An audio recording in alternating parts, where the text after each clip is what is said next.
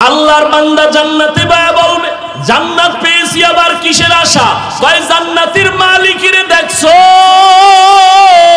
বলে না দেখি নাই। কয় দেখতে মনে চাইনি? বলে হ্যাঁ মালিকেরে দেখতে মনে চায়। আল্লাহ তখন অর্ডার করবেন, এ ফেরেশতারা স্টেজ সাজাও, সুন্দর করে স্টেজ বানাও। আমি মাওলা আমার আশিক যারা পাগল দুনিয়াতে আমি মাওলাকে পাওয়ার জন্য আরামে ঘুমাইতে পারে না, খানা খাইতে পারে না। দুনিয়াতে সবাই পাগলের দল, কেউ টাকার পাগল, কেউ বাড়ির পাগল, কেউ নারীর পাগল, আর একদল পাগল হলো এরা আমার মাওলা পাওয়ার পাগল। এরে নবীর উম্মতের দল, আল্লাহর পাগল যারা দুনিয়াতে ছিল, আমার আল্লাহ বলবে ফেরেশতারা একটা মঞ্চ সাজায় দাও, স্টেজের মধ্যে আমি আল্লাহ আমার বান্দাদেরকে নিয়ে মোলাকাত দিব। আমার বান্দা যারা আমাকে দেখার জন্য বিভোর হয়েছিল, আমাকে পাওয়ার জন্য কখনো মসজিদে দৌড়াইতো, কখনো ওয়াজের প্যান্ডেলে, কখনো কোরআন নিয়ে বসে যাইতো, কখনো রাতের ঘুমের মধ্যে ভোর রাতে যখন সবাই ঘুমায় সিজদায় পড়ে আমি মাওলারে ডাকা শুরু করত। আবার বাইতুল্লাহর গিলাফ ধরে লাব্বাইক লাব্বাইকের আওয়াজ দিত। ও ফেরেশতারা আমার বান্দাকে আমি দাসকে মোলাকাত দিব, একটা পর্দাও রাখবো না, আমার বান্দাগুলোরে হাজির করো। আমি আল্লাহ জান্নাতের মধ্যে আমার আশিকদের সামনে ৭০,০০০ নূরের পর্দাগুলো উঠাইয়া আমি আমার গোলামদের সাথে মোহাব্বতের মোলাকাত দিব। ওই মোলাকাত যদি পাইতে চাও তাকওয়ার গুণ অর্জন করো রে বাবা। মুত্তাকি যদি হতে হয়, আল্লাহ তাআলা মুত্তাকিনদের ৬টা গুণের কথা এখানে বলেছেন। জালিকাল কিতাবু লা রাইবা ফি হুদাল লিল মুত্তাকিন আল্লাযীনা ইউমিনুনা বিল গায়ব, গায়বের উপর ঈমান আনবে, ওয়া ইউকিমুনাস সালাহ, নামাজ কায়েম করবে ৫ ওয়াক্ত, এরপরে ওয়া মিম্মা রাযাকনাহুম ইনফিকুন, আল্লাহর দেওয়া সম্পদ আল্লাহর রাস্তায় দান করবে। আল্লাযীনা ইউমিনুনা বিমা উনজিলা ইলাইকা, আল্লাহর দেওয়া যত কিতাব আছে যত কিতাবের উপরে ঈমান আনবে। ওয়া মা উনজিলা মিন ক্বাবলিক, আল্লাহর নবীর আগে যত নবী গেলেন কিতাব গেলের উপরে ঈমান আনবে। ওয়া বিল আখিরাতি হুম ইউকিনুন, আল্লাহ পাকের আখিরাতের উপরে বান্দার ঈমান মজবুত থাকবে। এরে নবীর উম্মতের দল, আল্লাহর মুহাব্বত অন্তরে আল্লাহর বান্দারা আর নামাজ পড়ে পড়ে সময় কাটাও। আমার নবী নামাজে দাঁড়াইয়া দাঁড়াইয়া কত কষ্টে সময় কাটাইতেন। এরে নবীর উম্মতের দল, বেঈমান মুনাফিকরা নবীরে যতই গালি দিত, আমার নবীর তেলাওয়াত শোনার জন্য বেঈমানেরা গোপনে পেছনে দাঁড়ায় যাইত। ঘরের কিনারায় দাঁড়াইয়া আমার নবীর তেলাওয়াত শুনতো। আমার নবীর পবিত্র জবানে কত সুন্দর মজার মজার তেলাওয়াত, আমার নবী এত মজা করে তেলাওয়াত করতেন, বেঈমানেরা গালি দিলেও তেলাওয়াত শুনে পরাণ ঠান্ডা হয়ে যাইত। আমার নবী রাতের বেলা কোরআন পড়েন, সাহাবী বলতেছেন নবী নামাজে দাঁড়ায় গেলেন, আলহামদু শেষ, সূরা বাকারা বিশাল বড় এক সূরা, নবী পড়তেছেন পড়তেছেন পড়তেছেন, রুকুটুকু দেওয়ার খবর নাই। এরপরে সূরায় আবার পরের সূরা শুরু করলেন, সেটাও বড় সূরা। এইভাবে সূরায়ে মায়েদা, সূরায়ে নিসা, সূরায়ে আলে ইমরান পড়তে পড়তে পড়তে পড়তে এতগুলো সূরা পড়া তারপরে নবী রুকুর মধ্যে গেলেন। এরে নবীর উম্মতের দল, আব্দুল্লাহ ইবনে মাসউদ বলেন আল্লাহর নবী আমাকে বলে, নবী ও আব্দুল্লাহ তুমি একটু কোরআন তেলাওয়াত শোনাও। আমি নবী বসে বসে তেলাওয়াত শুনব, কারণ কোরআন তেলাওয়াত শুনতে এত মজা। ওরে ওই তেলাওয়াতের মধ্যে আমার মালিকের কুদরতের ঘেরান। আল্লাহর ওলি যারা আহলুল্লাহ যারা তারা বলেন, ওরে কোরআন হলো মাওলা দেখার আয়না।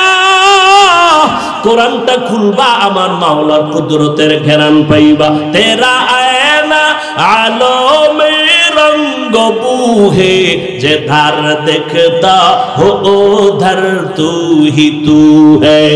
हीचे कसदर मुल्के ऊ বাজু নেই, কৌলে উরা লাহনে নেই, আওয়াজ নেই। আল্লাহর মুহাব্বতের ইবাদত, ইবাদতের মধ্যে বান্দা সময় কাটাও, আমার মালিকের নিয়ে ধ্যান করো। বলে কেমন ধ্যান করবা?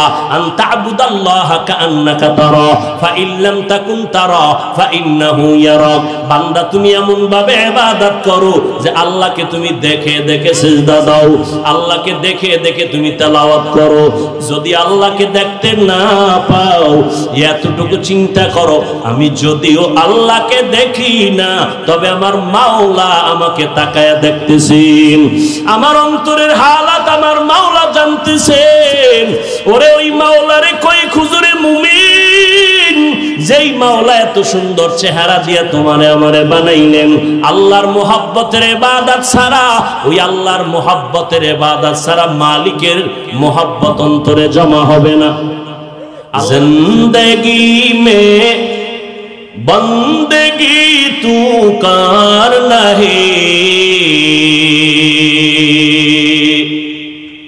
जिंदगी में बंदगी तू करना है, जिंदगी में बंदगी शर्मिंदा है, जिंदगी में बंदगी शर्मिंदा है। दुनिया में हो दुनिया का तलबगार ना हो, बाजार से गुजर हो खरीदार ना हो। ये दुनिया एक मिसल कागज फूल है, ये दुनिया एक मिसल कागज फूल है, जिंदगी में बंदगी तू करना है, जिंदगी में बंदगी तू करना है, जिंदगी में बंदगी शर्मिंदा है, जिंदगी में बंदगी शर्मिंदा है। খারাপ লাগে? যুবকদের জিজ্ঞাসা করি, খারাপ লাগে রে? বাদ্য নাই, হারমোনিয়াম নাই, ঢোল নাই, একতারা নাই, আর তুমি গান বাদ্য শুনো। আল্লাহর নবী বলেন, গান বাদ্যের আওয়াজ যদি পাও কানের মধ্যে আঙ্গুল লাগাও, কারণ এটা শয়তানের আওয়াজ। গান যত শুনবা তোমার গুনার দিকে মন আকৃষ্ট হবে। এই জন্য আল্লাহর খাস বান্দা উলামায়ে কেরাম, তালিবুল ইলম, কোরআনওয়ালাদের নাত শুনো, হামদে বারি তাআলা শুনো, নবীর শানের আওয়াজ শুনো, দিলটা শান্ত হয়ে যাবে। একদিন তুমি নিজেই বলবা গানের আওয়াজ আর কানের ভেতরে দিব না। আল্লাহ সবাইকে কবুল করেন। আরে হেদায়েতের মালিক কে? বান্দার হাতে হেদায়েত আছে? মুসা নবী কত চেষ্টা করলেন, ফেরাউনকে কালেমা পড়াতে পারেন নাই। নূহ নবী তার সন্তান কেনানকে হেদায়েতের পথে আনতে পারেন নাই। আল্লাহ কয়, হেদায়েতের মালিক আমি আল্লাহ, কোন বান্দার হাতে চাবি দেই নাই। ইব্রাহিম নবী তার বাবা আজরকে হেদায়েতের পথে আনতে পারেন নাই। এমনকি আপনার আমার নবী দোয়া করলে কবুল। চাচা আবু তালেব নবীর এত আপন কালেমাওয়ালা বানাতে পারেন নাই। আল্লাহ আয়াত নাজিল করে বলেন, ইন্নাকা লা তাহদি মান আহবাবতা ওয়ালাকিন্নাল্লাহা ইয়াহদি মান ইয়াশা।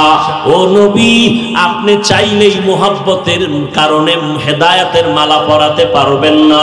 আমি আল্লাহ যদি চাই হেদায়েত পাবে, না চাইলে হেদায়েত কেউ দিতে পারবে না। নবী একদিন এক আল্লাহর বান্দার ঘটনা শুনাইতেছেন সাহাবায়ে কেরামদের। শুনাবনি? পয়গম্বর বলেন, আমার আগে নবী ছিল ঈসা আলাইহিস সালাম, তার আগে নবী মুসা নবী। এই দুই নবীর উম্মতদের বলা হয় বনি ইসরাইল। কোরআন শরীফে বনি ইসরাইল নামে একটা সূরা আল্লাহ নাজিল করেছেন।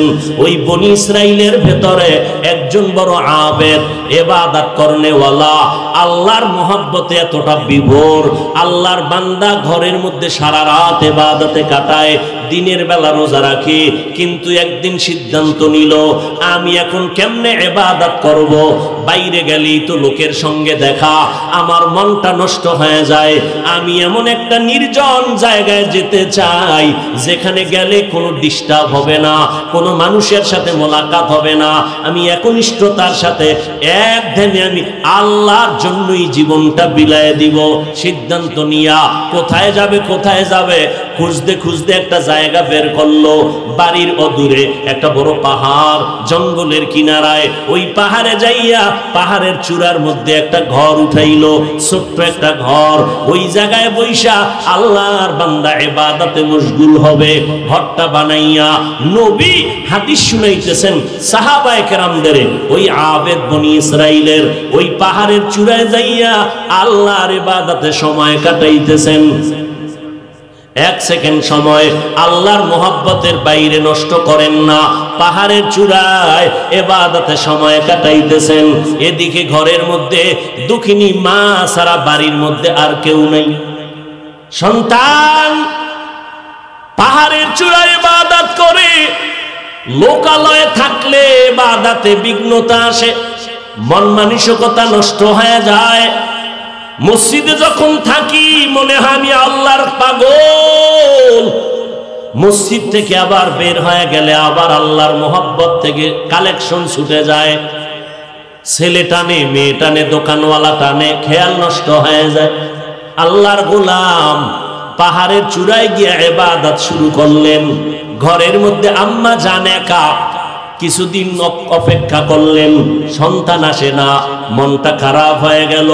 সন্তানের কেমনে পাই, যেই সন্তানের জন্য জীবনটা শেষ করে দিলাম, কষ্ট করে করে তিল তিল করে সন্তানটারে মানুষ বানাইলাম, ওর চেহারাটা যদি না দেখি আমার কলিজা ঠান্ডা হবে না, সন্তান বুঝবে না মা অন্তরে কত মোহাব্বত লালন করে সন্তানের জন্য।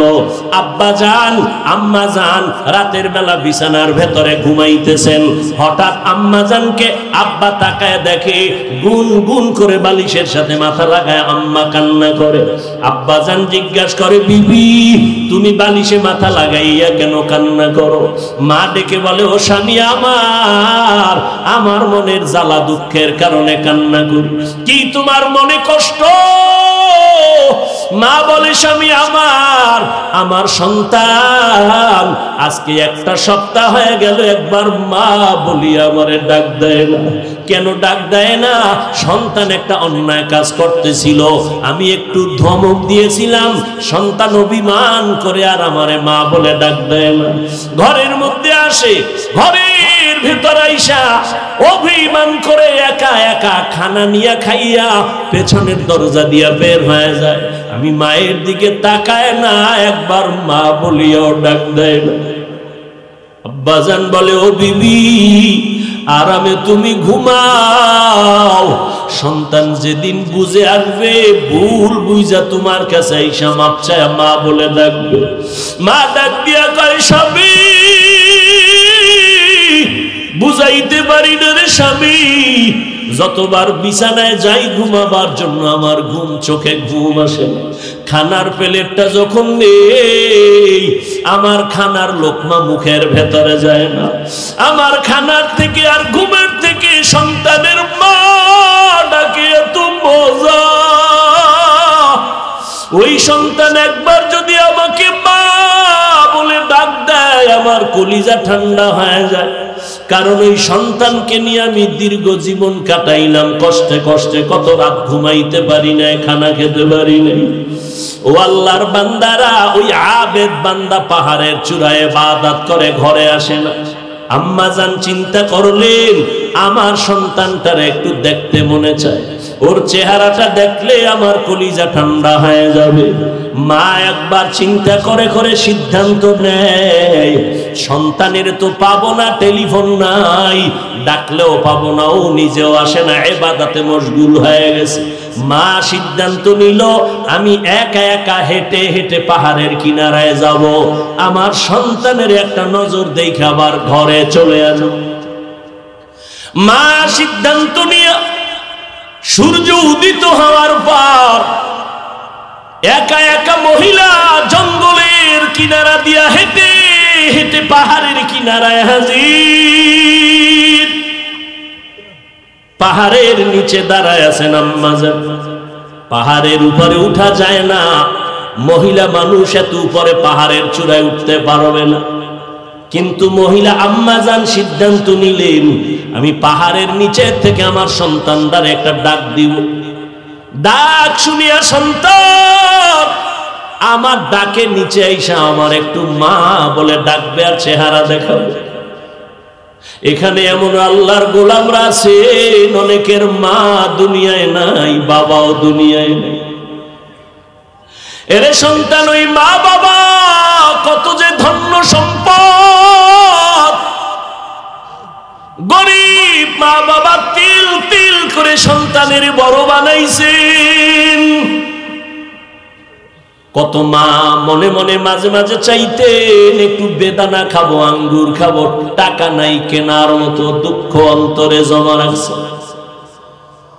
কত সময় বাবার মনে চাইতো ইলিশ মাছ কিনে খানা খাবো, কিন্তু কিনার মতো টাকা ছিল না, গরিব মানুষ কষ্ট করে জীবন চালায়। আজকে সন্তান তোমার ঘরে ফলের অভাব নাই, ফ্রিজে মাছের অভাব নেই, কিন্তু তোমার ওই ফল আর মাছ রেখে কি লাভ হবে?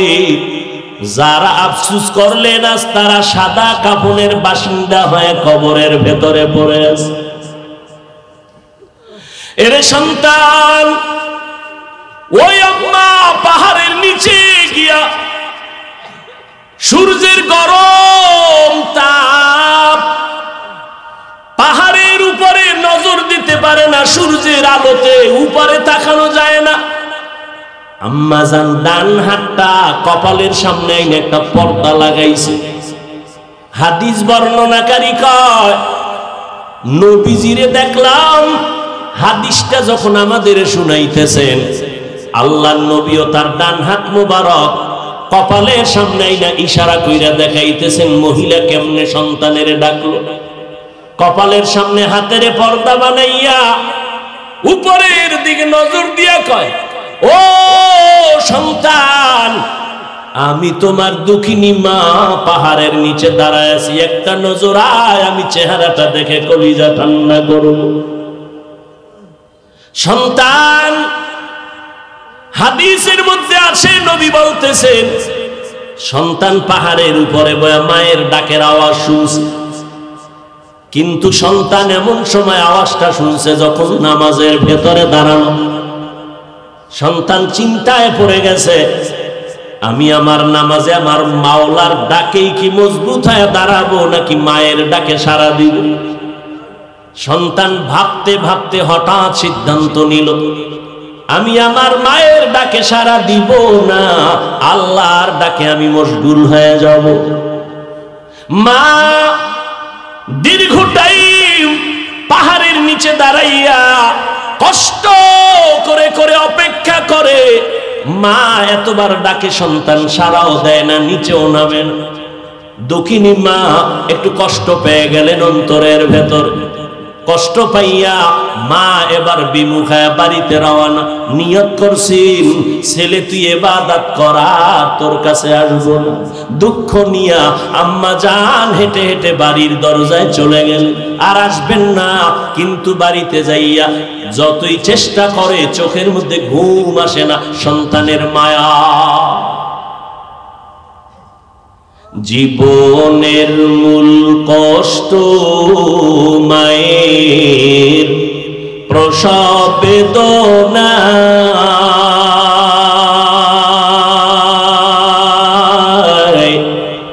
সাত আসমান সাত জমিন তখন মায়েরই মাথায়।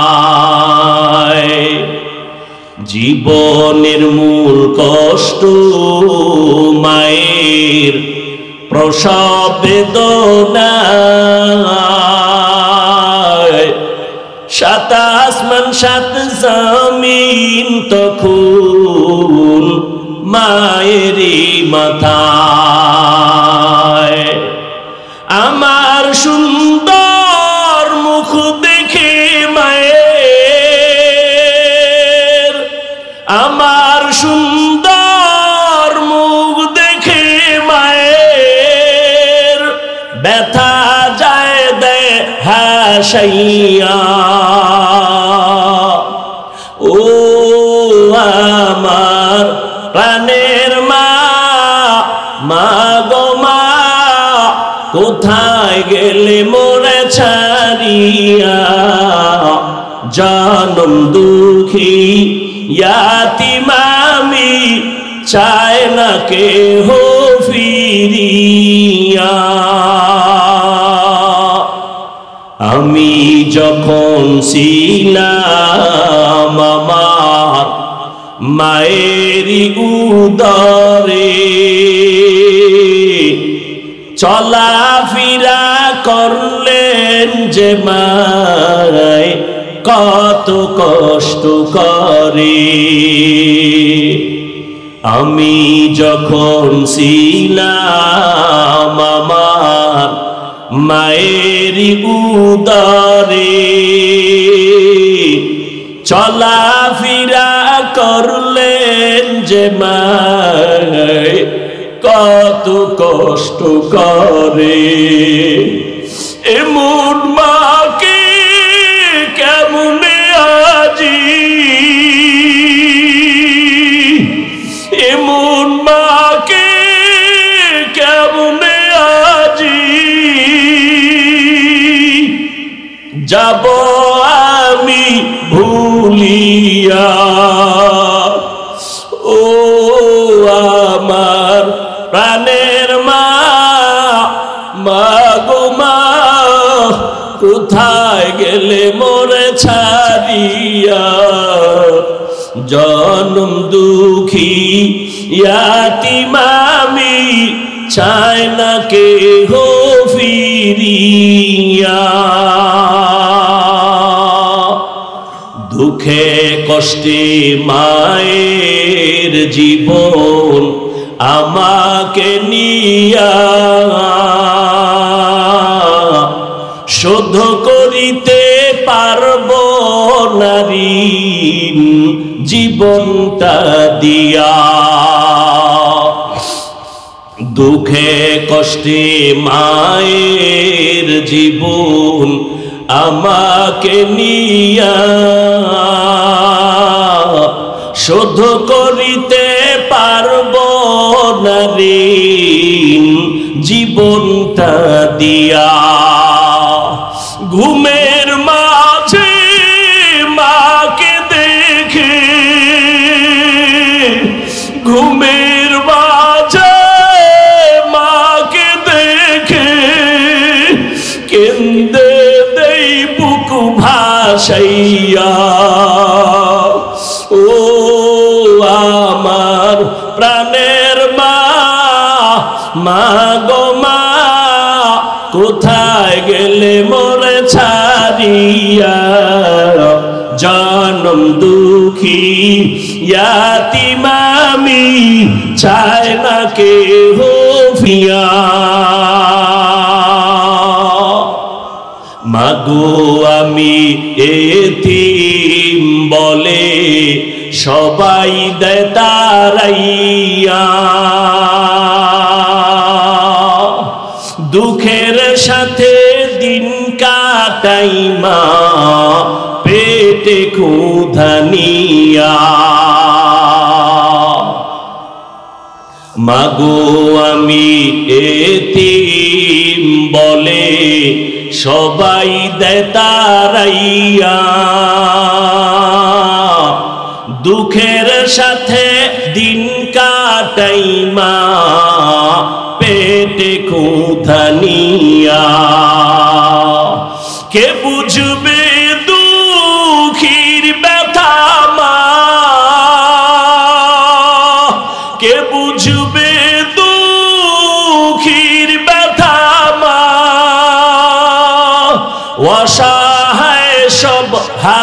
চাইয়া, ও আমার প্রাণের মা, মা গো মা, কোথায় গেলে মোরে ছাড়িয়া, জনম দুঃখী ইয়াতীম আমি, চাই না কেহ ফিরিয়া। এরে নবীর উম্মতির দল, ওই মায়ের কলিজার ভেতরে কি দুঃখ, পাহাড়ের নিচে বৈশা ডাক দিছে, সন্তান ডাকে সাড়া দেয় না। মা কষ্ট পাইয়া বাড়িতে চলে আসলেন, আর যাবেন না। একটা রাত পর্যন্ত মা ঘুমাইতে পারেন না, চোখে ঘুম আসে না সন্তানের চেহারাটা একটা নজর দেখার জন্য। মা সিদ্ধান্ত নিলেন, দেখিনি বাবারে আর একবার গিয়া ডাক দিয়া দেখি একটু আমার সামনে আসে। মা আবার সিদ্ধান্ত নিয়ে বের হয়েছেন, সূর্যের গরমের মধ্যে রওনা, জঙ্গলের কিনারা দিয়া হেঁটে হেঁটে পাহাড়ের নিচে গিয়া হাজির।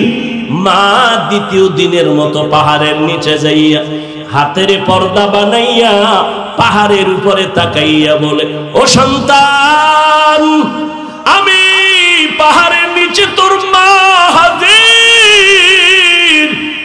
একটা নজর দেখা দাও। সন্তান মায়ের আওয়াজ পেয়ে গেল পাহাড়ের চূড়ায় উঠিয়া।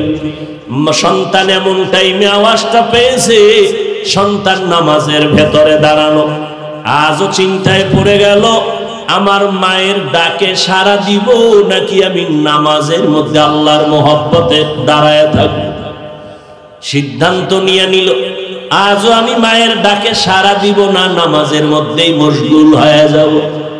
মা দীর্ঘ টাইম দাঁড়াইয়া আজও হালকা কষ্ট পাইয়া আবার বাড়িতে রওনা। আর আসবো না রে বাবা, চলে গেলাম। বাড়ির মধ্যে যাওয়ার পর আম্মা জান কষ্ট নিজেরে বুঝাইতে পারেন, অন্তর ভরা দুঃখ। আম্মা জানের খানা নাই, ঘুম নাই, পাগলের মতো হয়ে গেল। সন্তানের চেহারাটা না দেখলে কলিজা ঠান্ডা হবে না।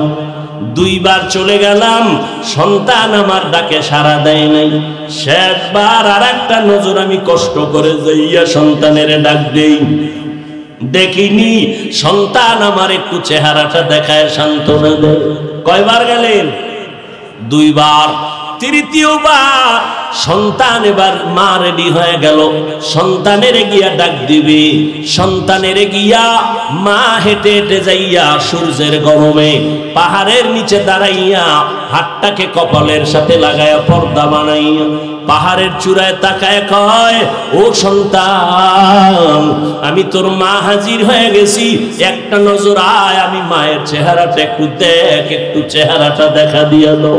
আমি মা পাগলনির মতো হয়ে গেলাম তোরে একটা নজর দেখার জন্য। সন্তান আজও নামাজের ভেতরে দাঁড়ানো, আবির এত বড় ইবাদত করনেওয়ালা, যার ঘটনা আমার নবী সাহাবায়ে কেরামদের শুনাইতেছেন। হাদিসের মধ্যে চলে আসছে ঘটনা, আল্লাহর নবী ঘটনা শুনাইতেছেন, সাহাবায়ে কেরামরাও চোখের পানি ফেলে কাঁদতেছেন। আজকে শেষ দিন, তিনবার মা ডাকতেছে, সন্তান সাড়া দেয় না। মা চোখের পানি ছেড়ে কাঁদলেন। তিনবার আসলাম, ও সন্তান, তুমি আমার ডাকে সাড়া দিলা না। কত আর ধৈর্য ধারণ করা যায়? মা এইবার একটু দুঃখ বেশি পেয়ে ফেললেন। এবার মা বাড়িতে রওনা, একটু হালকা ভাবে আসমানে হাত উঠাইয়া দিছে, ও আসমানের মালিক,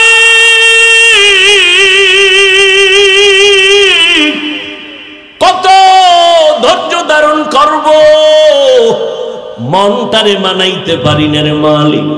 আসমানে একটু বলে দেই রে মাওলা, আমার সন্তান তোমার ইবাদত করনেওয়ালা বান্দা। আমি মা আয়েশা ডাকলাম, একদিন, দুই দিন, তিন দিন সাড়া দিল না। ও আল্লাহ, তোমার কাছে হালকা ভাবে একটু নালিশ দেই, আমার সন্তানটারে জেনাকারিনী নারীর চেহারা না দেখাইয়া মরণ দিবা না। বেশি কঠিন বরদোয়া করে নাই। যদি কইতো জেনা না করাইয়া মরণ দিবার তো কঠিন হয়ে যায়। কিন্তু একজন আল্লাহর খাস বান্দার জন্য এটাও বড় একটা বিচার। মা আসমানওয়ালার কাছে নালিশ দিয়ে দিছেন, আমার সন্তান আমার 3 দিনের ডাকে সাড়া দেয় না, একটু নালিশ দিলাম আমার ওই আবেদ সন্তানটাকে জেনাকারিনী নারীর চেহারা না দেখাইয়া তুমি মরণ দিও না। সাথে সাথে মায়ের কথাটা আরশে আজিমের মধ্যে কবুল হয়ে গেছে, কবুল হয়ে গেছে মায়ের আরজি। কে ফিরাবে? মা দোয়া করে, মাঝখানে কোনো পর্দা থাকে না আরশে আজিম পর্যন্ত। আল্লাহ আমাদের মা বাপ যারা দুনিয়ায় নাই জান্নাত দান করেন, যারা বেঁচে আছেন আল্লাহ দীর্ঘ নেক হায়াত দান করেন। প্রত্যেকটা সন্তানকে মা বাবার বাধ্য করে দেন আল্লাহ, মা বাবা সন্তানের মাঝে মোহাব্বত বাড়ায়া দেন আল্লাহ। খেদমতে মা দরপে দর কুন সুবহ শাম, তাকে বাসি দর্দ আলম নেকুনাম। আপনাদের কষ্ট হইতেছে, আমি কিন্তু ওই প্রশ্ন 4টা রেখে দিছি, মনে আসেনি? 1 নম্বর প্রশ্ন আলিফ লাম মিম অর্থ নাই দিলেন কেন? মনে আছে? ধৈর্য হবে শোনার মতো। নিজের বাড়ি, এখানে কোনো টাইম নাই, এখানে টাইমের চিন্তা নাই, চিন্তা হইল দোয়া। বহু আল্লাহর বান্দা বসে আছেন যারা দিল থেকে দোয়া করেন, আর এই দোয়া হলো সব থেকে উপরের সফলতায় পৌঁছার পুঁজি। আল্লাহ সবাইকে কবুল করেন। আল্লাহ কেন অক্ষরগুলো দিলেন? যেই অক্ষরের কোনো অর্থ নাই কেন দিলেন? এর 1 নাম্বার জবাবগুলো শুরু করি। কি ঘুমাইতেছে মনে হয়? 1 নাম্বার জবাব, আল্লাহ অর্থহীন অক্ষর কেন দিয়েছেন? এর 1 নাম্বার জবাব, পয়গম্বর 40 বছর পর্যন্ত কোনদিন কালেমার দাওয়াত দেন না, রোজার কথা বলেন না। আমি ঘটনাটা মাঝখানে রাখছি, ফাঁকে ফাঁকে আমি ঘটনার দিকেও যাব, শেষ করব। রসুলের হাদিসের ঘটনাটাও আমি শেষের দিকে টানব ইনশাআল্লাহ। আরো জোরে বলুন। রহমতের নবী 40 বছর দাওয়াতের কাজ করেন না, রোজার কথা বলেন না, কালেমার দাওয়াত দেন না, পর্দার কথা বলেন না। রহমতের নবী আমার বাইতুল্লাহর অদূরে হেরা পাহাড়ের মধ্যে গিয়া নবী ধ্যানে সময় কাটাচ্ছেন। 1 দিন আর 2 দিন না, বছর মাসকে মাস এবং সপ্তাহকে সপ্তাহ নবী হেরা পাহাড়ের মধ্যে সময় কাটাচ্ছেন। কার ধ্যানে? আরো জোরে বলেন। আল্লাহর ধ্যানে সময় কাটাচ্ছেন। 40 বছর পর্যন্ত নবী দাওয়াতের কাজ করেন না। কোথায় কাটাইতেছেন নবী সময়? মাসকে মাস, সপ্তাহকে সপ্তাহ হেরা গুহার ভেতরে সময় কাটাচ্ছেন আমার নবী। এবার আপনাদের থেকে একটা প্রশ্ন আমি জিজ্ঞাসা করব, জবাব চাই। বাইতুল্লাহ থেকে হেরা পাহাড়ের দাম কম না বেশি? এই কথা কম না কেন? কি হেরা পাহাড়ের দাম বেশি না বাইতুল্লাহর দাম বেশি? দেখছেন নি? আবার বুঝে শুনে কোন না পারলে জবাব দিবেন না। হেরা পাহাড়ের দাম বেশি না আল্লাহর ঘর বাইতুল্লাহর দাম বেশি? বাইতুল্লাহর দাম তো কোরআনের আয়াত দ্বারা স্বীকৃত। ইন্না আউওয়ালা বাইতিন উযিআ লিন-নাসি লাল্লাযী বিবাক্কাতা মুবারাকান ওয়া হুদা মুবারাকান ওয়া হুদাল লিল আলামিন।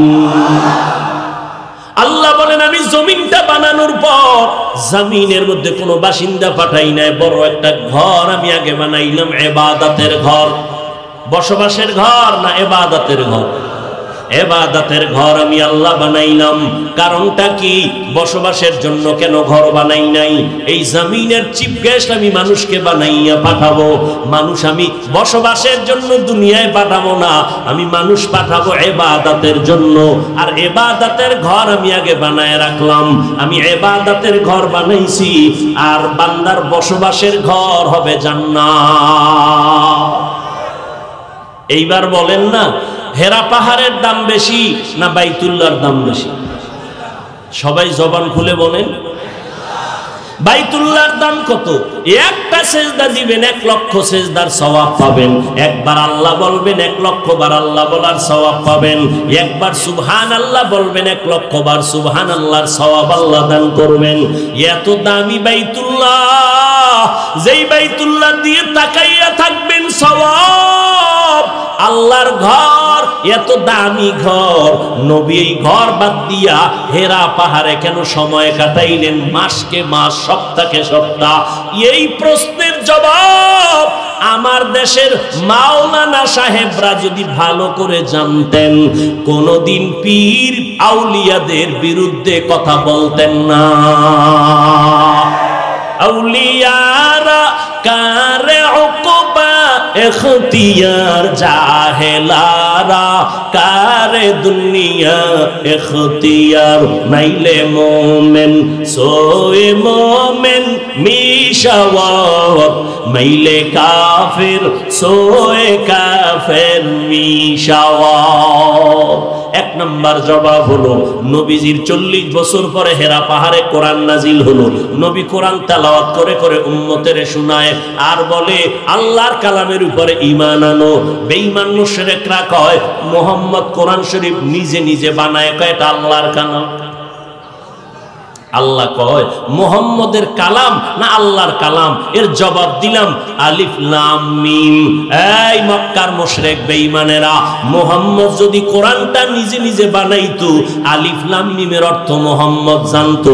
মুহাম্মদ নিজেও যেহেতু জানে না আলিফ লাম মিমের অর্থ কি, এটাই প্রমাণ এ কোরআন মুহাম্মদ বানায় না, এটা আল্লাহর কালাম।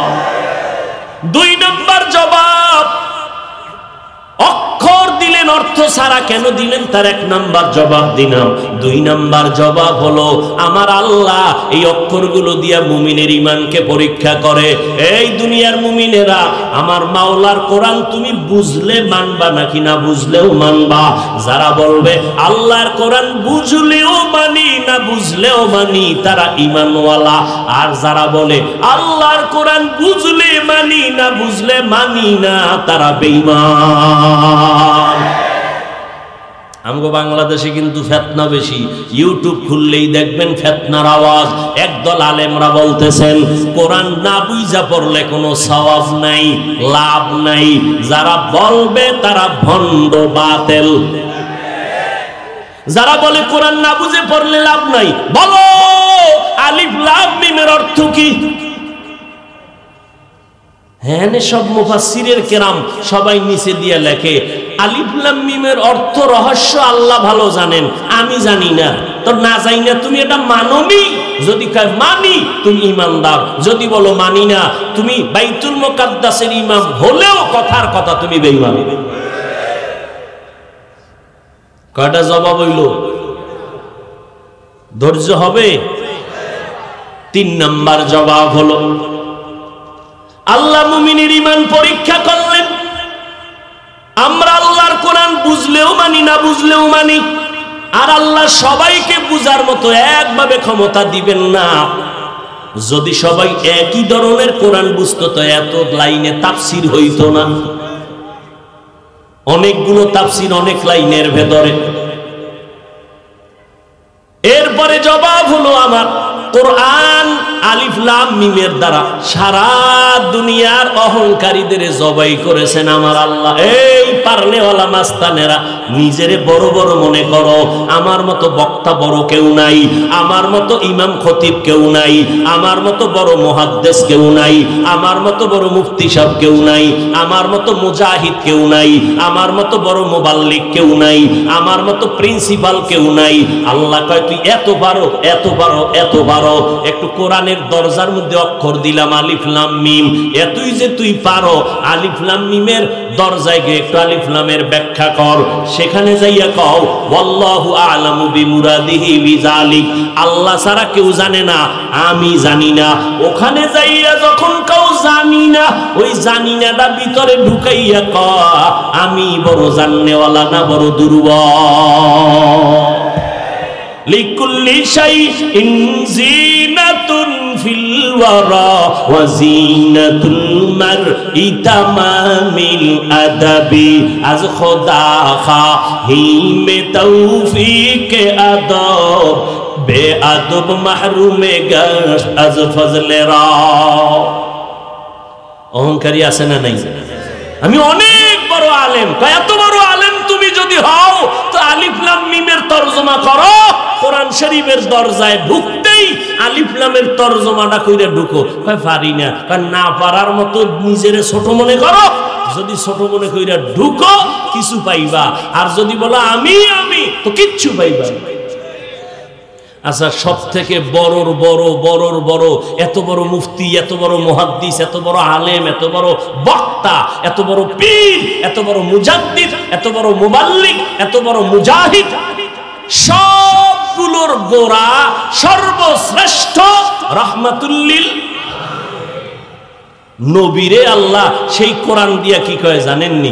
নবী কি খুশি আমি এমন এলেম পাইছি। কয় কি এলেম? কয় উতিতু ইলমাল আউয়ালিন ওয়াল আখিরিন, আল্লাহ আমাকে আউয়াল আখিরের এলেম দান করেছেন। নবী খুব খুশি। এবার আল্লাহ কয় নবী আমি না জানি আমার এলেমের গোডাউন থেকে কি পরিমাণ আপনাকে দিলাম, আপনি তো লাফাইতেছেন, অনেক পেয়েছেন। আমি কি দিছি আপনি জানেননি? মা উতিতুম মিনাল ইলমি ইল্লা কলিলা, আমার এলেমের গোডাউন থেকে আমি মুহাম্মদের সামান্য এলেম দিয়েছি, সামান্য। তাহলে কি পরিমাণ এলেম আল্লাহর কাছে জমা আছে। নবীরে আল্লাহ কয় সামান্য দিছি। তাহলে বাড়াইয়া দেবেন না? কহ দিব। আপনি নবীকেও একটা দোয়া শিখাই দি, ওই দোয়াটা পড়বেন আর আমি খালি এলেম বাড়াবো। দোয়া কি? অকুর রব্বি জিদনি ইলমা, রব্বি জিদনি ইলমা, রব্বি জিদনি ইলমা। নবীও দোয়া পড়ে, ও আল্লাহ এলেম বাড়ায় দাও, এলেম বাড়ায় দাও। আমার নবীর আল্লাহ এলেম বাড়ায় দিতেছেন, রব্বি জিদনি ইলমা। মাদ্রাসার ছেলেরা, মাদ্রাসার বাচ্চারা এই দোয়াটা পড়েনি? পড়তে পড়তে আল্লাহ এলেমের দরজা খুলে দেয়। হাজী ইমদাদুল্লাহ মুহাজির মক্কি অল্প কিতাব পড়িয়া আল্লাহর দরবারে কান্নাকাটি করেছেন। আমার আল্লাহ কিতাব ছাড়া ইলমে লাদুনি সিনার মধ্যে ঢুকায় দিয়েছি। ইলমে রায় জাজু করদন বেহিসাব, খলকে রাদা দন জবাবে বাসওয়াব। হ্যাঁ, কয়টা জবাব হয়েছে মনে নাই? থাক, মনে থাকার দরকার নাই, খেয়াল রাখেন। 4টে জবাব হয়ে গেছে। হুশ নাই আপনাদের, ঘুম আসতেছে, পেরেশান, বাসার থেকে টেলিফোন আসতেছে তাড়াতাড়ি যাওয়ার জন্য। আল্লাহ সবাইকে হেদায়াত দান করুন। আর একটা জবাব দেই না, এরপরে সামনে আগাই। শেষ জবাবটা দিলাম, এরে ভাইজানেরা, এই আলিফ লাম মিমের অর্থ আছে, কিন্তু লেখক জানে, পাঠক জানে না। যিনি লেখছেন তিনি আমার আল্লাহ, আল্লাহ জানেন আর কেউ জানেন না।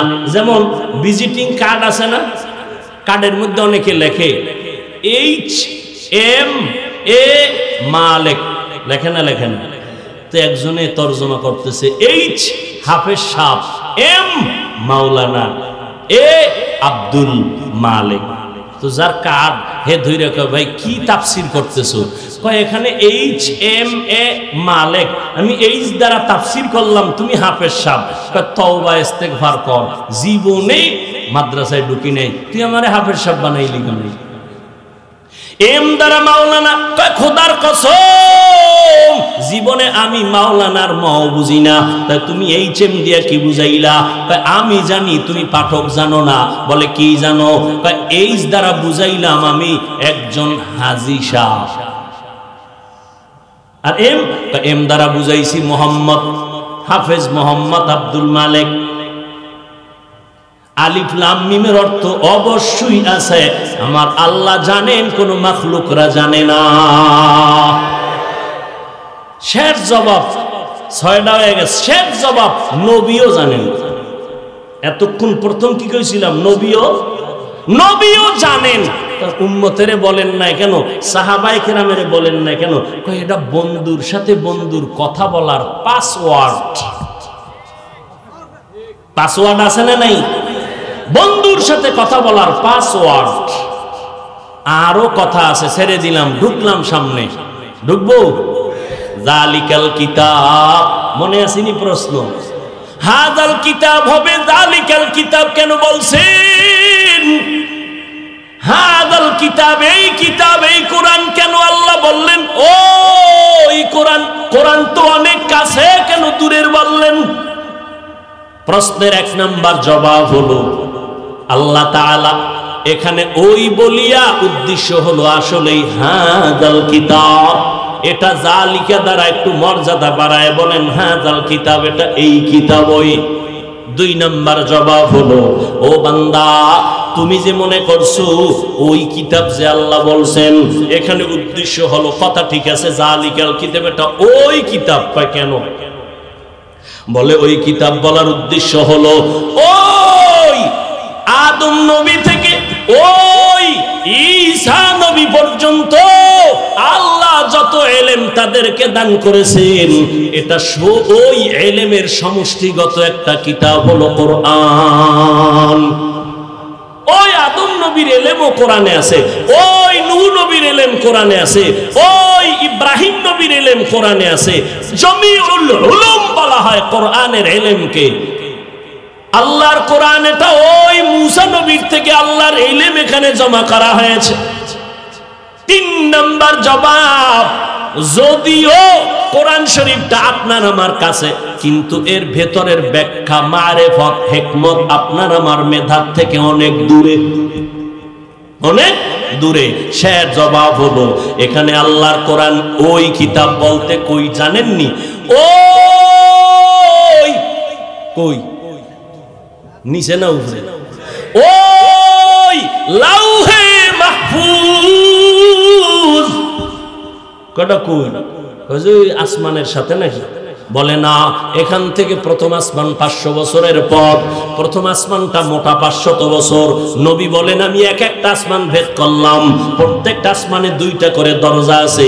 আমি নবী দেখলাম দরজার মধ্যে নূরের তালা লাগানো, চাবি হলো বিসমিল্লাহ। আমি মেরাজে গেলাম, দরজাগুলো খোলা হলো, প্রত্যেক দরজার পেছন ভিতর দিকে দারোয়ান দাঁড়ানো আছে। এইভাবে প্রথম আসমান ভেদ করলাম। উপরে যাইয়া দেখি এরকম একটা খালি মহাশূন্য, 500 বছরের দূরত্ব।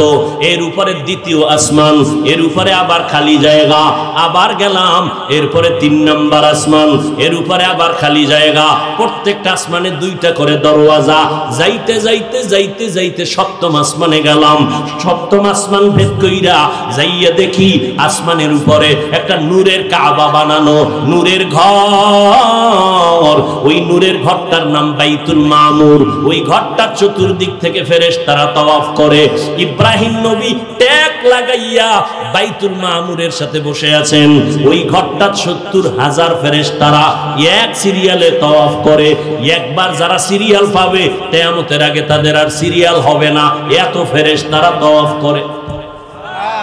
ওই বাইতুল মামুর এমন পজিশনে আল্লাহ রেখেছেন, বরাবর বাইতুল্লাহ জমিনে আছে। ওখান থেকে যদি বাইতুল মামুরের মাঝখানে একটা পাথর ফালানো হয়, ওই পাথরটা 7টা আসমান ভেদ কইরা আমগো জমিনের বাইতুল্লাহর ছাদের মধ্যখানে এসে পড়বে। নবী বলেন আমি উপরে গেলাম, উপরে যায় দেখলাম সিদরাতুল মুনতাহা। ওখানে একটা বিশাল বড় বড়ই গাছ। বড়ই গাছের পাতাগুলো হাতির কানের মতো, এক একটা বড়ই হলো তেলের ড্রামের মতো। এরপরে আমি ওখান থেকে রওনা হয়ে গেলাম আল্লাহর বাড়িতে। আল্লাহ আমারে দাওয়াত দিছেন বন্ধু বন্ধুরে দেখার জন্য।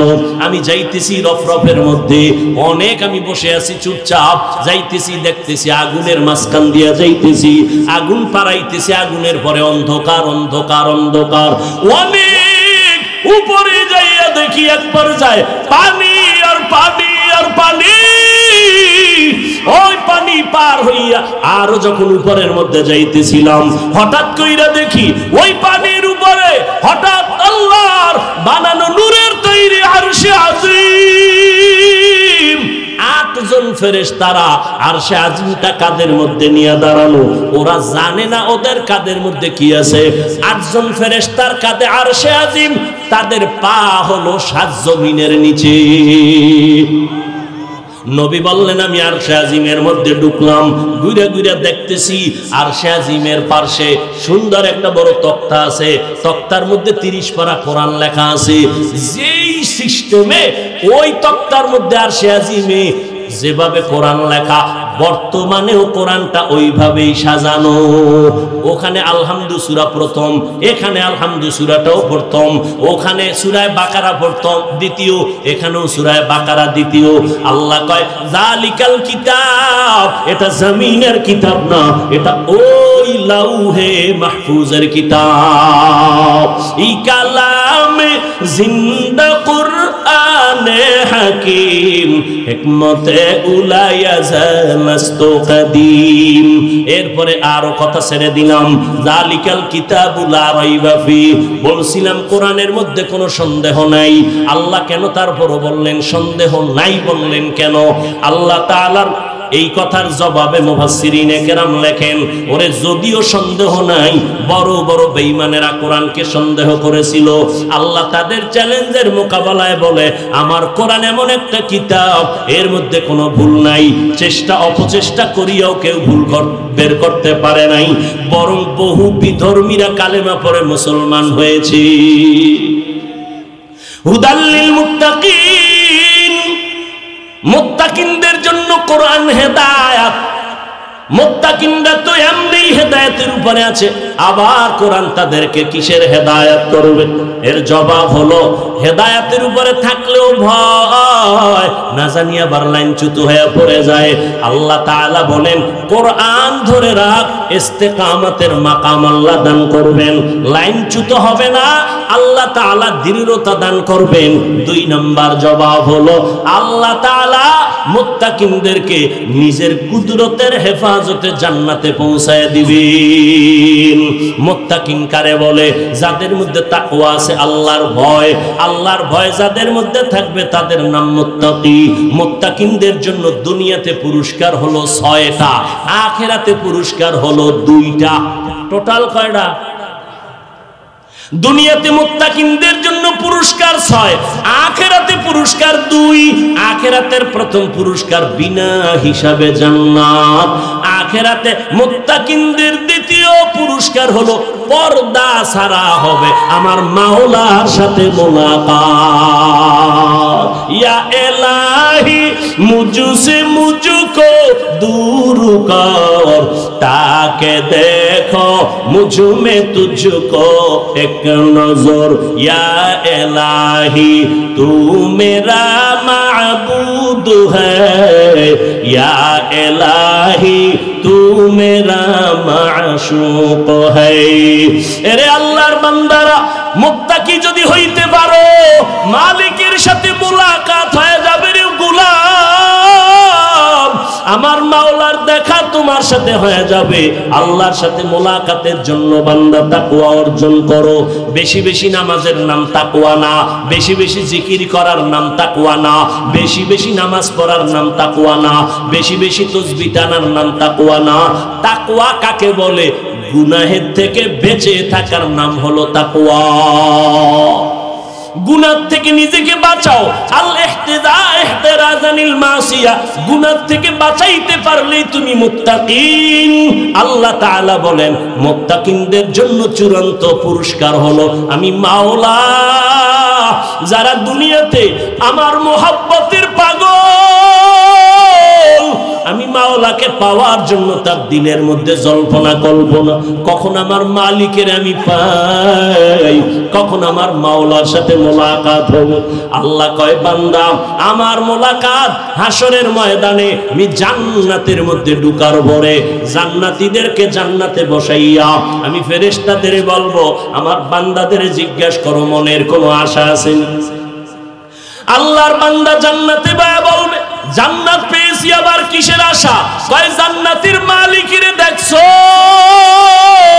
বলে না দেখি নাই। কয় দেখতে মনে চাইনি? বলে হ্যাঁ মালিকেরে দেখতে মনে চাই।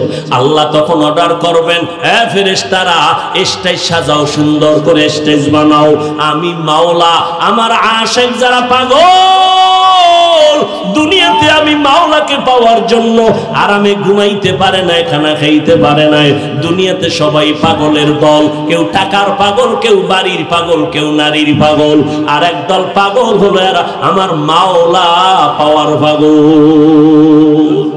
এরে নবীর উম্মতের দল, আল্লাহর পাগল যারা দুনিয়াতে ছিল, আমার আল্লাহ বলবে ফেরেশতারা একটা মঞ্চ সাজায় দাও, স্টেজের মধ্যে আমি আল্লাহ আমার বান্দাদেরকে নিয়ে মোলাকাত দিব। আমার বান্দা যারা আমাকে দেখার জন্য বিভোর হয়ে ছিল, আমাকে পাওয়ার জন্য কখনো মসজিদে দৌড়াইতো, কখনো ওয়াজের প্যান্ডেলে, কখনো কোরআন নিয়ে বসে যাইতো, কখনো রাতের ঘুমের মধ্যে ভোর রাতে যখন সবাই ঘুমায় সিজদায় পড়ে আমি মাওলারে ডাকা শুরু করত, আবার বাইতুল্লাহর গিলাফ ধরে লাব্বাইক লাব্বাইকের আওয়াজ দিত।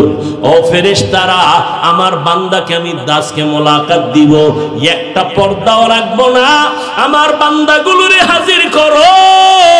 আমি আল্লাহ জান্নাতের মধ্যে আমার আশিকদের সামনে 70,000 নূরের পর্দাগুলো উঠাইয়া আমি আমার গোলামদের সাথে মোহাব্বতের মোলাকাত দিব। ওই মোলাকাত যদি পাইতে চাও তাকওয়ার গুণ অর্জন করো রে বাবা। মুত্তাকি যদি হতে হয়, আল্লাহ তাআলা মুত্তাকিনদের 6টা গুণের কথা এখানে বলেছেন। জালিকাল কিতাবু লা রাইবা ফি হুদাল লিল মুত্তাকিন আল্লাযীনা ইউমিনুনা বিল গায়ব, গায়বের উপর ঈমান আনবে, ওয়া ইউকিমুনাস সালাহ, নামাজ কায়েম করবে 5 ওয়াক্ত, এরপরে ওয়া মিম্মা রাযাকনাহুম ইনফিকুন, আল্লাহর দেওয়া সম্পদ আল্লাহর রাস্তায় দান করবে।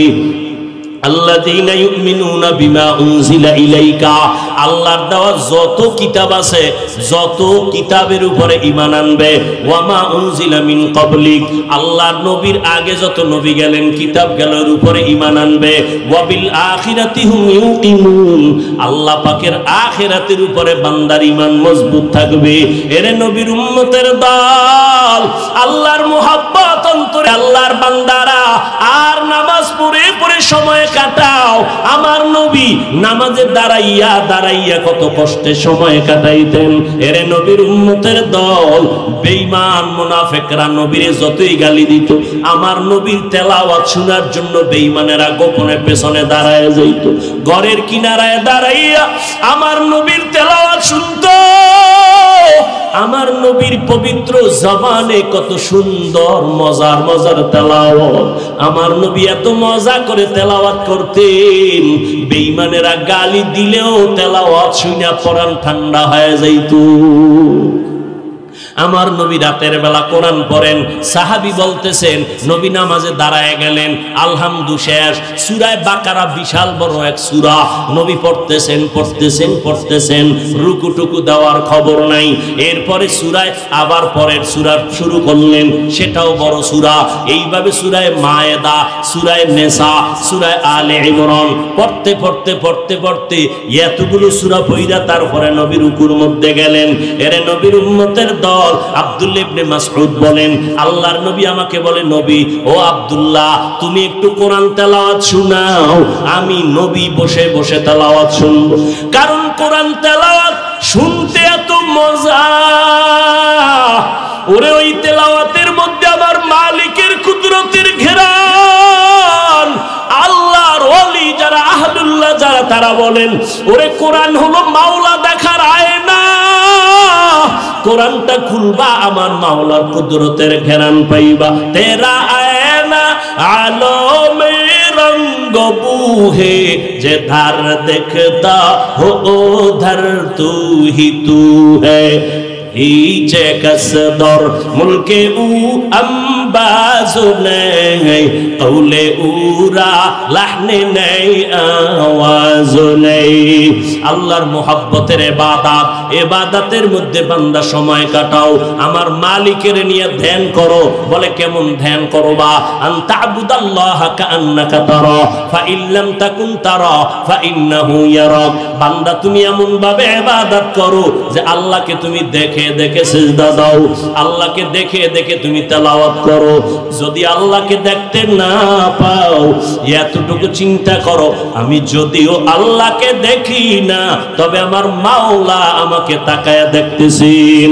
আমার অন্তরের হালাত আমার মাওলা জানতেছেন ওরে ওই মাওলারে কই খুজুরে মুমিন যেই মাওলা এত সুন্দর চেহারা দিয়ে তোমারে আমারে বানাইলেন আল্লাহর মুহাব্বতের ইবাদত ছাড়া ওই আল্লাহর মুহাব্বতের ইবাদত ছাড়া মালিকের মুহাব্বত অন্তরে জমা হবে না আল্লাহ দেখেন দেখেন মনে করে ইবাদত করো আল্লাহর বান্দা আল্লাহর ইবাদতের জন্য জীবনটা বিলাইয়া দিলেন আল্লাহর নবী বলেন ওই আবেদ বান্দা ওই পাহাড়ের চূড়ায় আল্লাহর মুহাব্বত পাওয়ার জন্য ইবাদতে মশগুল হয়ে গেলেন দুনিয়ার কোনো খেয়াল নাই মা পর্যন্ত ডাকে ডাকে কোনো সাড়া নাই ওই সন্তান আল্লাহর ইবাদতে এত বিভোর আল্লাহর মুহাব্বতে ইবাদতে এত মজা পেয়ে গেছে ওই বান্দা এখন মসজিদ ছাড়া নামাজের যায় নামাজ ছাড়া কিছুই ভালো লাগে না আম্মা জান এত ডাকলো বান্দার ইবাদতের মজা তাকে মায়ের ডাকেও ফিরাইতে পারে না এই গুণগান এলাকায় সব জায়গায় ছড়ায় গেল বনি ইসরাইলের মানুষগুলো একে অপরের বলতেছে জানুনি আমগো পাহাড়ের চূড়ায় একজন ইবাদত করনেওয়ালা আছে এত পরিমাণ ইবাদত করে ওই বান্দারে জমিন থেকে কেউ তার ইবাদত থেকে আলাদা করতে পারবে না তার মা পর্যন্ত আসিয়াও তার ইবাদত থেকে আলাদা করতে পারে নাই এইবার একজন ওই এলাকার সুন্দরী নারী এত সুন্দরী সুন্দরী নারী রমণী হঠাৎ কইরা প্রশংসা শুইনা কয় আমি পারবো ওই আল্লাহর গোলামকে আমার দিকে আকৃষ্ট করে আল্লাহর মুহাব্বত থেকে আলাদা করে দিব আল্লাহর বান্দিকে বনি ইসরাইলের লোকেরা বলে কোনোদিন তা সম্ভব হবে না এই কথা বলার পর আল্লাহর বান্দি ওই রূপসী রমণী দৌড়াইয়া চলে গেল পাহাড়ের চূড়ায় গিয়া হাজির আল্লাহর বান্দা ইবাদতে নামাজে দাঁড়ানো ওই মহিলা সুন্দরী রমণীটা ওই বান্দার সামনে গিয়া দাঁড়ায় গেল বান্দার মন নিজের দিকে ফিরাবার জন্য যত অপকৌশল কোনটা বাদ রাখে নাই করলো কিন্তু এক সেকেন্ডের জন্য ওই আবেদ বান্দাকে তার দিকে ফিরাইতে পারে নাই মহিলা চিন্তায় পড়ে গেল এটা কেমন ইবাদত করনেওয়ালা বান্দা আমি এত কৌশল করলাম আমার ইবাদতে সে একবারও ইবাদত থেকে আমার দিকে নজর দিল না এবার অপকৌশল করার জন্য বের হয়ে গেল মেয়েটা নাই না পাশে একটা চেটিয়াল ময়দান ওই ময়দানের ভেতরে একটা রাখাল বকরি চড়াইতেছে ওই মহিলাটা যাইয়া ওই রাখালের সাথে বিভিন্ন অপকর্মে লিপ্ত হইয়া গর্ভের মধ্যে একটা অবৈধ বাচ্চা নিল ছেলে সন্তান ছেলেটা যখন দুনিয়াতে আসে ওই জাহান্নামী নারীটা ওই বাচ্চাটা জিনার অবৈধ বাচ্চা রাখালের অবৈধতার কারণে পেটে বাচ্চা দুনিয়াতে যখন আসলো এই মহিলাটা এত খারাপ ওই বাচ্চাটারে কোলের মধ্যে নিয়া এলাকায় ঘুরা ঘুরা কয় তোমরা এতদিন যারা তো সুনাম গাইছো ইবাদত করনেওয়ালা পাহাড়ের চূড়ায় দেখো এই যে আমার কোলে বাচ্চা এই বাচ্চাটা হলো তোমাদের সেই ইবাদত করনেওয়ালা বান্দার বাচ্চা অবৈধ আমার সাথে জিনা করেছে বাচ্চা কার রাখালের মহিলা ঘুরে ঘুরে বলতেছে এই বাচ্চাটা হলো ওই ইবাদত করনেওয়ালা আমার মাওলা কয় ওয়া মাকারু ওয়া মাকারাল্লাহ ওয়াল্লাহু খায়রুল মাকিরিন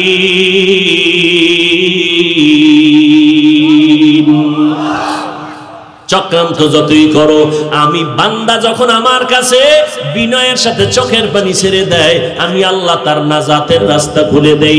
আম্মাই ইউজিবুল মুজতাররা ইজা দাআ ওয়া ইয়াকশিফুস সু, আমি আল্লাহ তার জন্য দোয়া কবুল করে বিপদ থেকে হেফাজত করি। আল্লাহর বান্দার যখন এই ঘটনা ছড়ায় গেল, মানুষ এলাকার লাঠি নিয়া রেডি হয়ে গেল। আমগো আবেদ বান্দা এত গুণগান গাই আল্লাহর ওলির, তার খবর এই রকম, লাঠি নিয়ে রওনা, পাহাড়ের চূড়ায় উঠা, এরপরে বাসাগুলো ভেঙে দিল। এক পর্যায়ে আবেদের গায়ে যখন হাত তোলা শুরু করলো, আল্লাহর বান্দা কয়, আমার গায়ে কেন টাচ করলা, কেন আমাকে আঘাত করো? এই যে এক জেনাকারিনী মহিলা, একটা বাচ্চা নাকি তোমার জেনার কারণে হয়েছে। আল্লাহর বান্দা বলে, আল্লাহর জাতের কসম করে বলি, জীবনে আমি কোনোদিন জেনা করব দূরের কথা, জিনাকারিনী কোনো বেগানা নারীর দিকে আমি একটা নজর দিয়ে তাকাই নাই। এই কথা বলার পর বলে, কে বলেছে এই মহিলা আমার সামনে নিয়ে আসো? মনে আসেনি? মা কিন্তু নালিশ দিয়েছিলেন আল্লাহর কাছে, জেনাকারিনী মহিলার চেহারা না দেখাইয়া আমার আবেদ সন্তানের কবর দিবা না। এবার আবেদ ডাক দিয়া কয়, কই ওই সুন্দরী জেনাকারিনী মহিলাটার নিয়ে আসো, আমার সামনে দাঁড়ায় বলুক। এইবার লোকেরা দইরা কয়, চল আবেদ বান্দার সামনে দাঁড়ায় বলবি তোর সাথে জিনা করেছে, চল যদি বাস্তব হয়। মহিলা যখন বাচ্চা নিয়া পাহাড়ের চূড়ায়, আল্লাহর বান্দা নিচে নেমে আসছে, মহিলাও হাজির, এলাকার সব মানুষও হাজির হয়ে গেল। আল্লাহর বান্দা 2 রাকাত নামাজ এমন ভাবে পড়েছেন, সিজদায় গিয়া কয়, রে মালিক, তুমি ছাড়া আমার আপন কেউ নাই, আমি কোনো অপরাধ করি নাই মাওলা, তুমি তো জানো, তুমি হকের বিজয় দান করিও। আল্লাহর বান্দা কান্নাকাটি করিয়া নিচে নাইমা আসার পরে এইবার কয়, কোন মহিলা? বলল, মহিলা সামনে আসো। মহিলা যখন আল্লাহর বান্দার সামনে এসে দাঁড়ায় গেল, এইবার জিনাকারিনীর চেহারা দেখলো নি? কথা বলেন না কেন? জিনাকারিনীর চেহারা তো দেখতেই হলো। মায়ের আরজি কবুল হয়ে গেছে। এইবার কয়, এই মহিলা, তুমি আমার নামে অপবাদ দিছো? বলে, হ্যাঁ। এই সন্তান কার? বলে, তোমার। বাচ্চাটা আমার কোলের মধ্যে দাও। আল্লাহর বান্দা বাচ্চাটা যখন কোলের মধ্যে নিছে, দুধের শিশু কোলের মধ্যে নিয়া আল্লাহর আবেদ গোলাম বাচ্চাটারে ডাক দিয়ে কয়, এই বাচ্চা কথা বল, তোর বাবার নাম কি? বল ও বাচ্চা, তোর বাবাকে বল। নবী হাদিস শুনাইতেছেন সাহাবায়ে কেরামদেরকে। ওই বাচ্চাটা যখনই আওয়াজ দিল, বাচ্চার জবান খুলে গেল। বাচ্চার সাথে সাথে উঁচু কণ্ঠে ডাক দিয়া কয়, আমার বাবা হলো ওই বকরির রাখাল। আউলিয়ারা কারে উকবা ইখতিয়ার, জাহেলারা কারে দুনিয়া ইখতিয়ার। মাইলে মোমেন সোয়ে মোমেন মিশাওয়াত, মাইলে কাফের সোয়ে কাফের মিশাওয়াত। এর এলাকার যুবক, ও পর্দার আড়ালের আম্মা জানেরা, বোনেরা, আল্লাহ তাআলা আপনাদের এত মর্যাদা দান করেছেন, আল্লাহর কাছে তওবা করেন। আল্লাহ তাআলা আপনাদের মর্যাদা কিয়ামত পর্যন্ত বাড়ায় দিবেন, কেউ আর নতুন করে বাড়াতে পারবে না।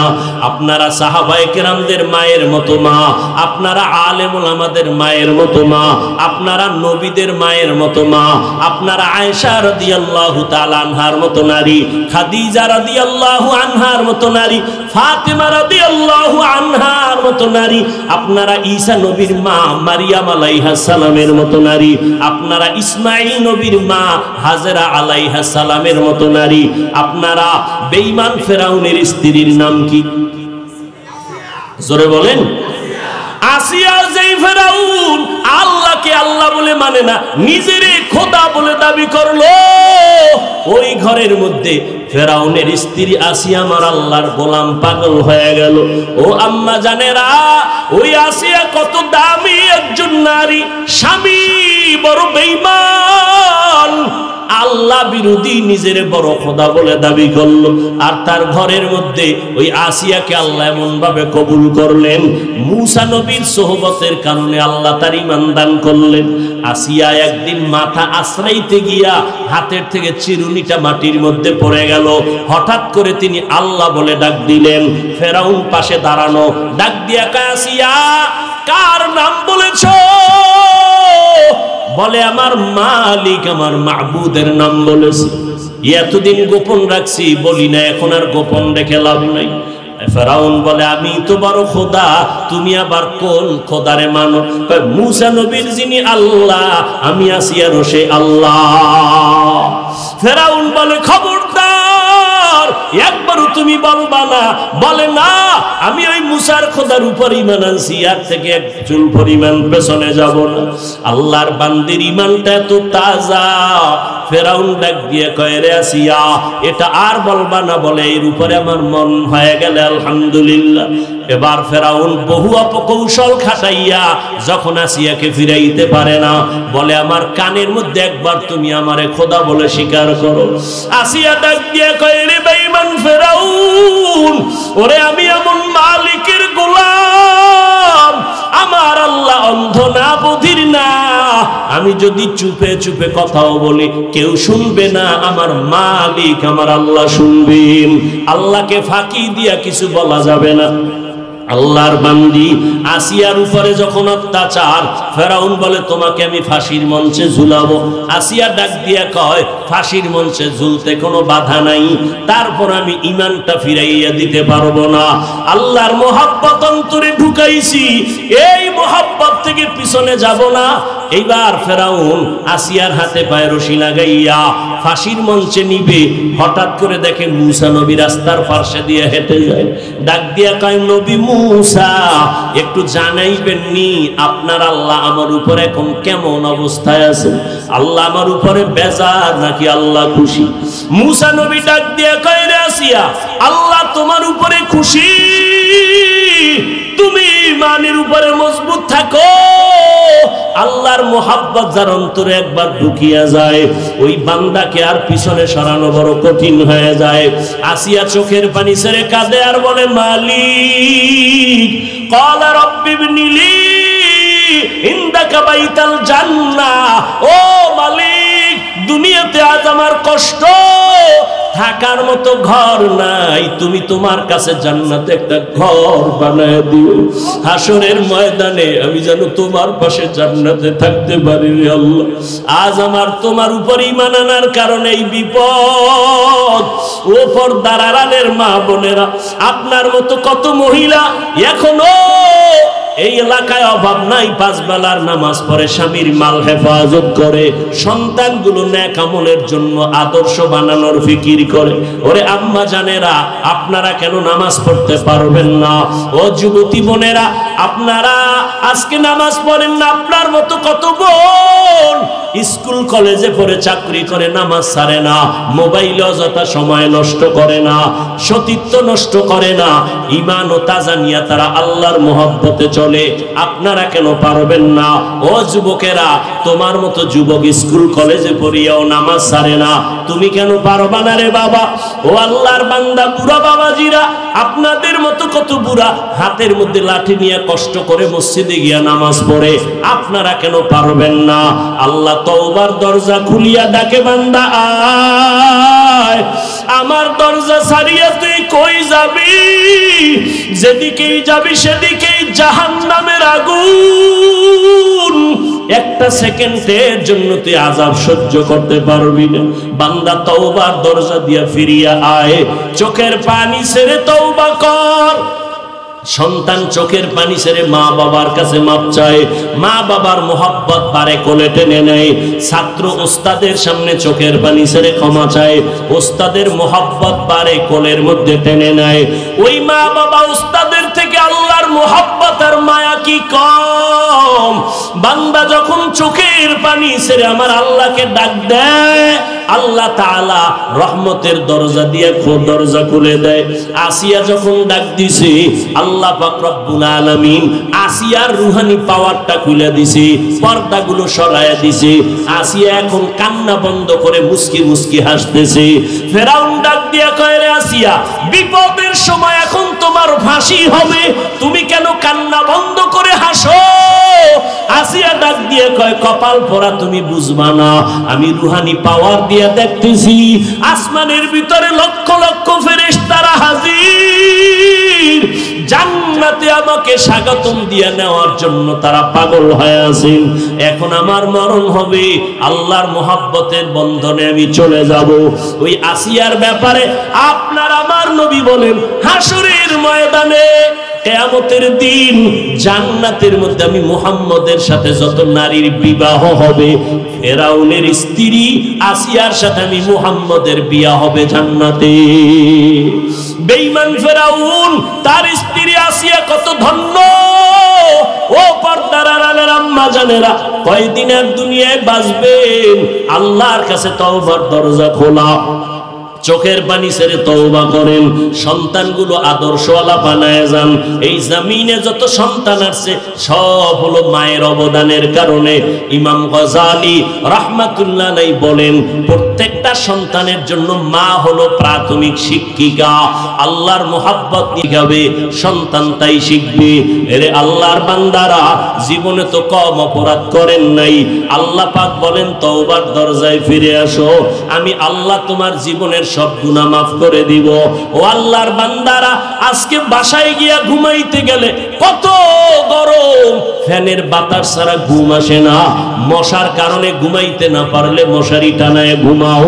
ও আল্লাহর বান্দারা, যেদিন কবরের ডাক এসে যাবে, ওই অন্ধকার কবরে কই পাবা মশারি? ওই কবরে যদি গুনাহ নিয়ে হাজির হয়ে যাও, আল্লাহর গজব শুরু হয়ে যাবে। জাহান্নামের আগুনের গরম কেমনে সহ্য করবা?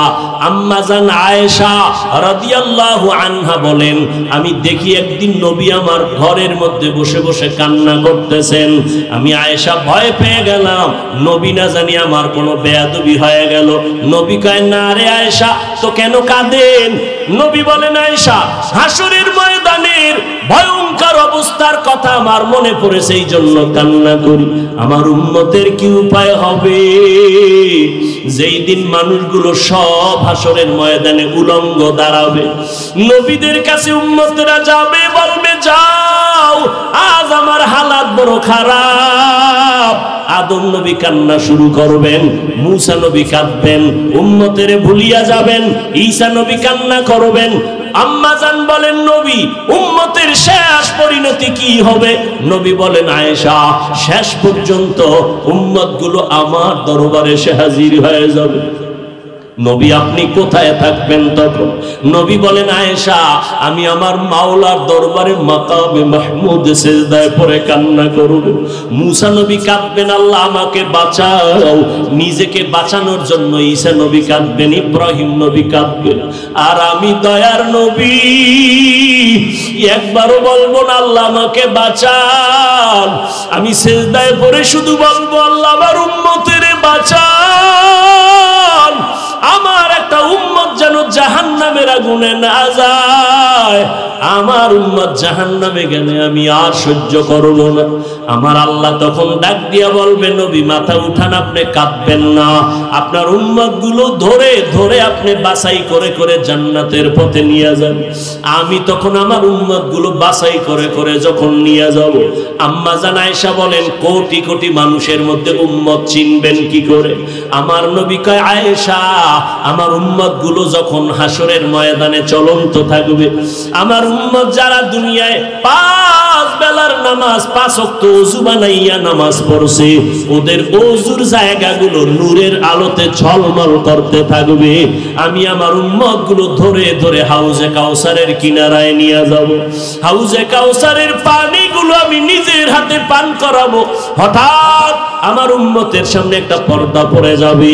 ও ফেরেশতারা, আমার উম্মতের বাধা দিলা কেন? ফেরেশতারা বলবে আল্লাহ ও নবী আপনার উম্মত আপনি চলে যাওয়ার পরে সুন্নতের জবাই করত, আমল করত না, নিজেও নামাজ পড়ে নাই, অন্য নামাজ পড়ে পছন্দ করে না, নিজেও টুপি পরতো না, দাড়ি রাখতো না, অন্য টুপি পরলে দাড়ি রাখলে পছন্দ করে নাই, নিজেও জিকির করে না, অন্য জিকির করে পছন্দ করে না, নিজেও হালাল ভাবে খায় না, যারা হালাল ভাবে খায় তাদেরও পছন্দ করে না। আল্লাহর নবী বলবেন তখন সোহকান সোহকা লিমান গাইয়ারা মিন বাদি, উম্মত আমার থেকে দূর হয়ে যাও, আমার দিনকে তোমরা পরিবর্তন করেছো, সুপারিশ হবে না। ও আল্লাহর বান্দারা, নবী ওই দিন যদি তাড়ায় দেয় জাহান্নাম ছাড়া উপায় হবে না। এই জন্য আল্লাহর নবী হাসরের ময়দানের কথা ভেবে যদি কান্না করেন, সাহাবায়ে কেরাম চোখের পানি ছেড়ে কাঁদেন। ও আল্লাহর বান্দারা, তওবার নিয়ত করে আল্লাহকে মনে মনে ডাকো, আল্লাহ এই ময়দানে আমার মতো গুনাহগার কেউ নাই। ও আল্লাহ, গুনার কারণে আমার হাত না পাক, আমার চোখ না পাক, আমার জিহ্বা না পাক, আমার অন্তর না পাক। আজকে থেকে তওবা করে নিলাম, জীবনে আর জবান দিয়ে গালি দিব না, গীবত করব না, জীবনে হাত দিয়া কারো বিরুদ্ধে কিছু লিখব না রে আল্লাহ। তোমাকে রাজি করে নবীর তরিকা মেনে চলবো, মা বাবার দোয়া নিয়ে চলবো, আর উলামায়ে কেরামের পরামর্শ নিয়ে চলবো। তওবা করার যদি নিয়ত হয়, খাঁটি নিয়তে দুটো হাত আমার আল্লাহকে দেখাইয়া দেই। আয় আল্লাহ, হাতগুলো কবুল করে নেন, তওবা কবুল করে নেন, তওবার উপরে মজবুত হইয়া চলার মতো তৌফিক দান করেন, আমিন। আলহামদুলিল্লাহি রাব্বিল আলামিন, ওয়াসসালাতু ওয়াসসালামু আলা সাইয়্যিদিল আমবিয়াই ওয়াল মুরসালিন ওয়া আলা আলিহি ওয়া আসহাবিহি আজমাইন। ইয়া আরহামার রাহিমিন, ইয়া আরহামার রাহিমিন, ইয়া আরহামার রাহিমিন। রব্বিরহামহুমা কামা রাব্বায়া